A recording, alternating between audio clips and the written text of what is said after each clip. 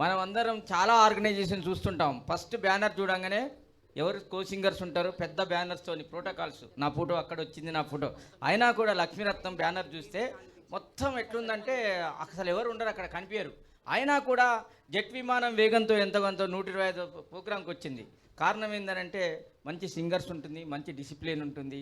మరి మేడం కూడా మంచి ఆరోగ్యాలతో ఉండాలి. ఎందుకంటే నేను ఒక్కటి గమనిస్తా, లక్ష్మీరత్నం ప్రోగ్రాంలో 5 ఆర్లు ఉంటాయి.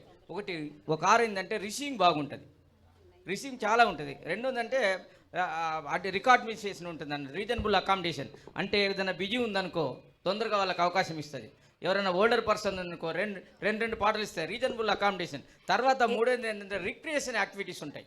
రిక్రియేషన్ అంటే చిట్టీలు పెడుతుంటుంది, మెదడుకు మేత ఇస్తుంటుంది. తర్వాత రిప్రెస్మెంట్ కూడా ఉంటుంది, 4 సార్లు జాయిస్తుంది, 4 సార్లు చెప్తున్నా. తర్వాత రీజనబుల్ ప్రైస్ ఉంటుంది. పైసలు కూడా పెద్ద 1500 2000 ఇట్లా అంటున్నాను అనుకోకండి. Because I use to see so many like a mushrooms. కాబట్టి నాకు బాగా నచ్చుతుంది. ఎందుకంటే బాగా రిసీవింగ్ మేడం బాగుంటుంది. ఇంతమంది రావడం అంటే మామూలు కాదు.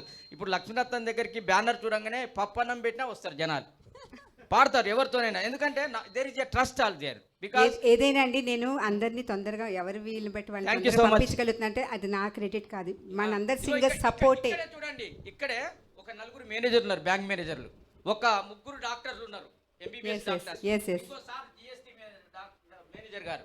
So many, my self is advocate. ఎందుకంటే చాలా మంది, ఇంతమంది గ్రూప్ 1 ఆఫీసర్లు ఇంతమంది సంపాదించుకోవడం నీ అదృష్టం. మీ అందరూ నా వెనకాల ఉండడం నా అదృష్టం నిజంగా.